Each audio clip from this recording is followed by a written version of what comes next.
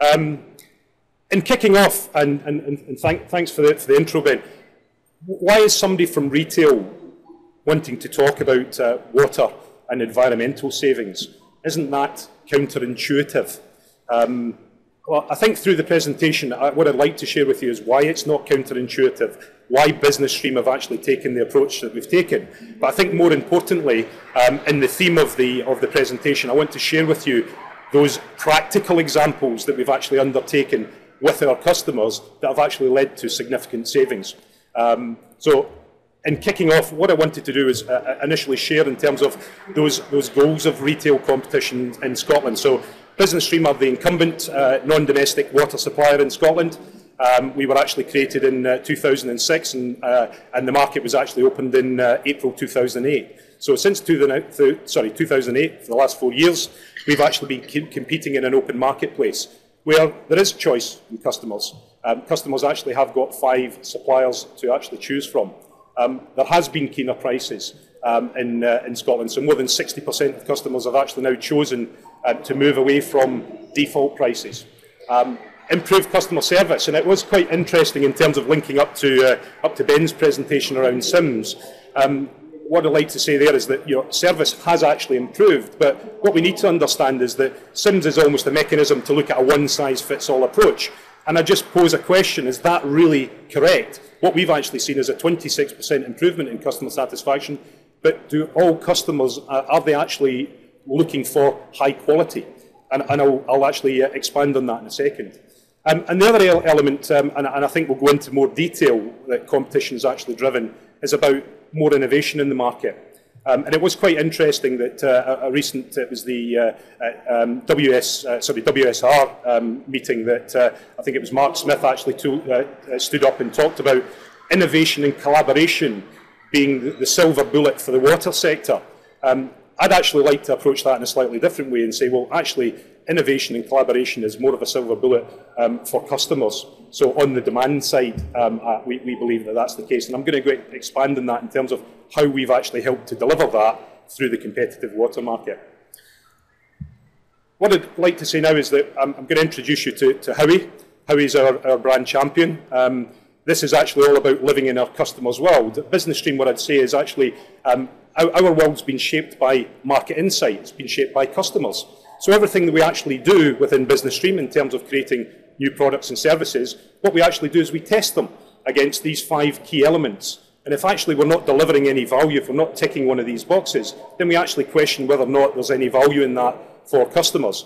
And what I said about the one-size-fits-all approach, well, it's absolutely true that actually for the corner shop wants something very, very different from a large industrial customer. So corner shop, it's actually all about price and convenience. Whereas, that might be about that cost reduction, but actually, when it comes to the large industrial customer, then actually it might be more about risk mitigation, sustainability of supply. Price is important, but it might not be the key driver. And I think what I'd say within that innovative market, what we've actually recognised is that we actually need to take not a one-size-fits-all approach. So we've got to ensure that we're actually delivering the right products and services for the right customers. In terms of what we've actually delivered in the competitive market and what's been achieved, well, it's not just about talking about it. It's actually about delivering. And I actually see much in the press about organisations who are delivering audits on behalf of customers, but actually has that really resulted in hard and fast savings? What I can say with confidence within Business Stream is that we've actually worked with our customers to deliver actual savings. So more than £25 million worth of consumption savings directly to customers. So we've actually looked at improving their processes, improving their services, and actually reducing their consumption. We've also mixed that with discounts in terms of what's happened within Scotland and delivered over £39 million worth of direct financial benefits to customers. So that's over and above what we've actually delivered through consumption savings. And that's a huge amount, nearly 10 billion litres of water that we've actually saved in Scotland. And what I'd ask is, if we transferred that down into England, what would that figure actually look like? What could we actually potentially generate south of the border in a potential Anglo-Scottish market? And that environmental impact, again, it's a significant number of cars that we've actually taken off the road, more than 16,000 tonnes of CO2 saved. And we've seen, as I said already, that increase there in customer satisfaction. So, we've done all of this, and it was interesting in the presentation prior to Ben and I heard a lot about what's the market incentive. What I'd actually say is that market forces actually drives that incentive, not regulation. It's market forces that actually drives that incentive. So it's the incentive to hold on, retain customers. So getting to the actual subject matter in terms of where can we save on water and wastewater. And I've put down, and I'm sorry if I'm teaching my granny how to suck eggs here, but what I've actually said is these are the main areas I think that you actually want to focus on, and what our customers have actually told us are important and where we've seen successes with our customers. So water use optimisation, the how, when and where you're actually using water, and that flow through in terms of the wastewater, the impact it's actually got on your wastewater, and the optimisation of wastewater and trade effluent services within your organisation. And then looking at that alternative water supply, so how else could we actually supply into your business, and how could we actually create more sustainability of supply into your business. And then not discounting the fact that actually when we look at bill validation, tariff optimisation, discounts, that's actually all important to customers. These are all areas where you can actually focus on. Now, the size of the bubbles, I've put them in that order in purpose, and what I really want to do over the next couple of slides is focus on, I think, the first two bubbles, which is about water and wastewater. So, this is about realising the potential. So what in our experience do we actually need to do in terms of working with customers? And as I said, it's not rocket science. It's actually very, very simple. But the reality is that water seems to be that forgotten utility. We see procurement buyers and energy efficiency officers all looking at gas and electricity. Normally that utility is 10 times more in terms of the annual revenue into those organisations. But what we've actually seen is that if you create accountability within organisations, if you actually, and that's accountability beyond the procurement team, so you actually get somebody is a named contact who's accountable for water, that's a good starting point. Okay. Then it's about actually using benchmarking information. So it's about actually monitoring and recording how much you're actually consuming and comparing that against industry norms and verifying that data as well. So ensuring that you've got accurate data, whether that's physical meter readings, or again, we've heard much and we see much in the way of technology around AMR, automatically getting that reading out the ground and getting in front of that accountable person. Then it's about surveying the site. So there's a desktop exercise that you can actually undertake before you go to the expense of actually visiting all of those sites. So before you actually go and spend any cash, there's something that you can do around just getting that data. Then it's about visiting the sites. You physically need to go and look at how and when and where that water is actually being consumed in the sites, whether that's a commercial site or an industrial site. And then it's important that you actually reassess that data. So it's not enough to look at it up front. You've then actually got to continue to assess that because things need to be tweaked, things need to be moved and optimised moving forward. So that's how we realise the potential. But then it's actually all about the saving, as I've mentioned. It's fine talking about it, but there's more value in doing. What I wanted to share with you here is just in terms of some of those basic services I think that will actually deliver value to customers that we've actually found. So leak detection and repair, we actually see that that's significant in terms of when we actually go and monitor customers' data. We've seen as high as 1 in 4 customers actually having problems around leak detections, especially if you've got old infrastructure, worn out infrastructure, or a large distributed network. We actually see leak detection and repair has been a significant opportunity for low-hanging fruit. But then also into the water, and this is where more cost comes into in terms of the water and wastewater saving devices. So what are you actually doing in terms of optimising that within your buildings, within your processes? Okay. So that process improvement and treatment, so it's actually looking at what systems do you have in place and actually examining the appropriateness of those systems. How have they been commissioned? How have they been fine-tuned? Is there any new technology that will replace that outdated technology and drive down those efficiencies? Or drive up those efficiencies, sorry, drive down your costs. And I think all through this, it's really, really important that you actually prove with monitored data. Why is that important? Well, if I take leak detection and repair as an example, there's something called chasing the leak. If you've actually got old infrastructure, it is possible that you will repair a leak and it will reappear somewhere else down the line on the infrastructure. So it's really, really important that you continue to monitor so that you actually create sustainable long-term savings. Now, this final point, I wanted to touch on this because, again, I said earlier that you hear much about consultants coming in or other organisations actually carrying out surveys on behalf of customers. But if they don't actually have the resources or the capital to actually implement those recommendations, you've created no value.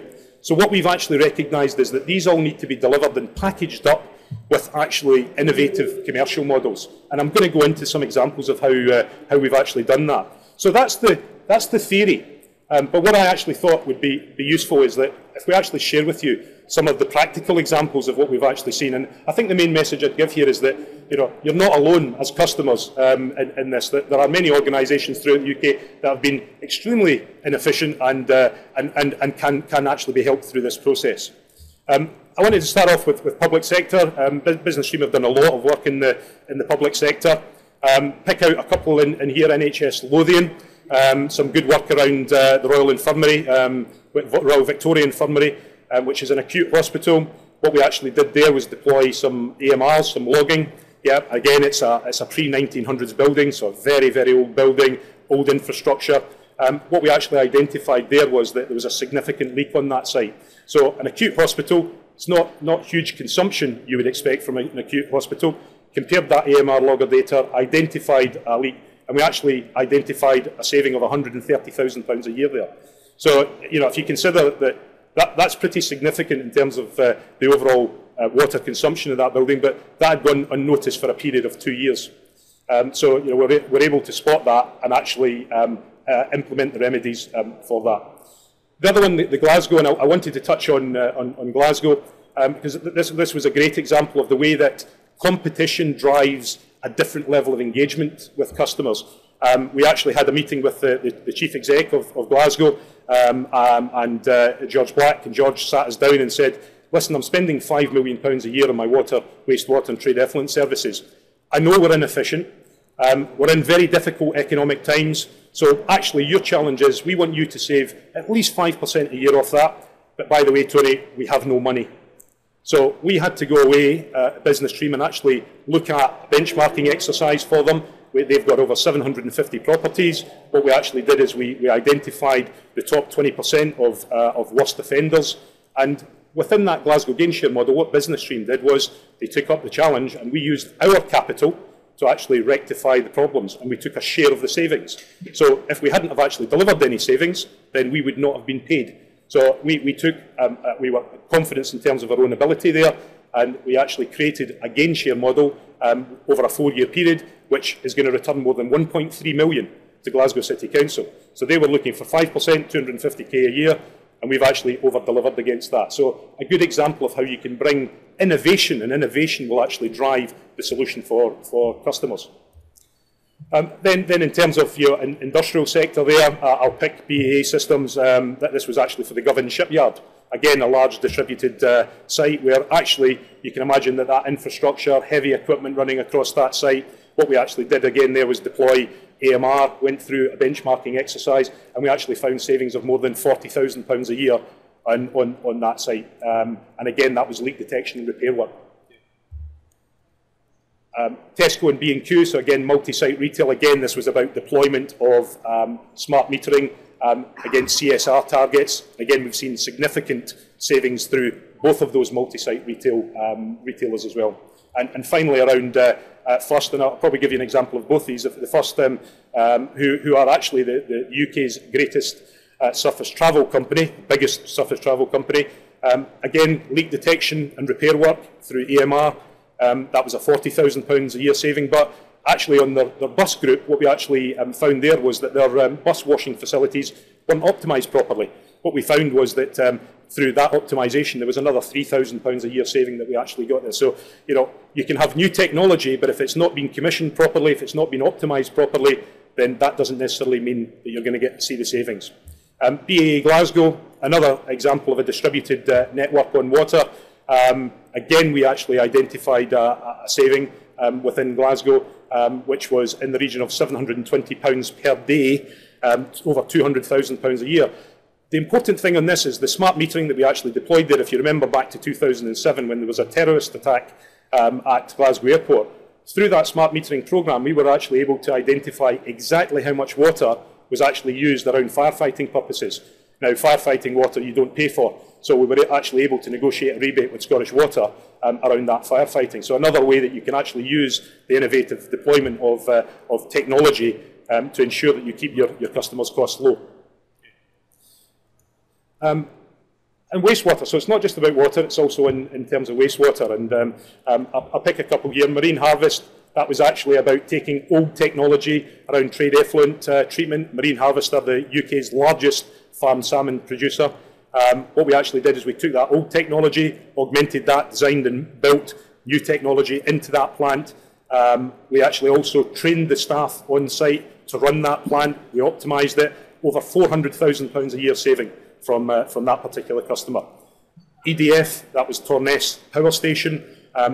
Effectively, British Energy, as it was then, British Energy EDF, handed us the wastewater treatment plant and said, we want you to actually operate this on our behalf. So what we actually did there was, again, bring on board new technology, including reed bed, so an environmentally friendly technology, and we actually halved the BOD levels in terms of the output from that particular plant. Coca-Cola, this is one that I think recently through the CSR, they've actually reported a 17% reduction in water consumption. Coca-Cola actually handed us their water treatment works. We went across, actually optimised all of that, and again we saw a significant saving of more than £20,000 a year on Coca-Cola. So some good practical examples where we can look at plant, where you bring the right experience to focus, and those savings are actually there. Just in terms of the summary then, I think the really important lesson that we've actually learned is that we need to see that accountability created within our customer base. So somebody needs to be accountable. It is important that you monitor and analyse, and there is lots of technology available now where we can actually do that automatically. We can do that through benchmarking. That's actually available to you. It is actually all about looking at your waste streams and looking at where we can reduce, recycle and treat more effectively. Now, to do that, you need to engage with the appropriate experts. You need the people that actually understand how to apply that new technology to your plant. After all, you'd be concerned about making widgets or running your sites. Where business stream are the experts are certainly in terms of looking at how we can optimise those processes and understand those processes. And what I'd say here is that you need to look for quick wins, because I've described water as being the forgotten utility. It seems to go under the radar. There are significant wins to be had, and I think what you need to do is actually get senior management more engaged in the process. So look for those quick wins that will actually help you to get engaged. And I think I've demonstrated how, through leak detection and repair, that's a very quick win. It's a sustainable quick win. But you also need to look at that innovative funding models. I think the message here is that engage with a partner that actually wants to understand more about your business and will actually bring that funding to bear as well. So he doesn't just talk a good game, understands about the output and delivery. Okay. And that's me. Thank you. Thanks, Tony. I think that provides a certainly different an interesting perspective for people that are used to working in England and Wales. Are there any questions that anyone has from the floor at this stage about either presentations? I have a question for Tony just whilst you're thinking about it, and I apologise because it's such an obvious question about retail competition. I think you very eloquently described some of the benefits for business customers about working in a more retail-based environment with less regulation. Do you think that model will ever work for domestic water in the UK? Well, that's a very good question, and what I'd say is that we've been primarily focused and if you like, lobbying around the business-to-business market. I think my simple answer to that, Ben, would be there's a lot of learnings from the energy market that I think that they could actually look at what's been happening in retail competition land in water, and we are actually seeing a lot of energy companies now. If I said following some of the examples that we've been given around transparency of pricing and letting customers understand that they know that they've got a good deal, and I think that's probably one of the problems that you've got in the domestic market is does a domestic consumer ever really know whether or not they've got a good deal? So I think there's some examples that can be followed. I think I would say that our focus is around that business-to-business market, and I'll allow the powers that be to focus on the domestic market separately. So that's a maybe then. Any other questions from the floor? That's a no.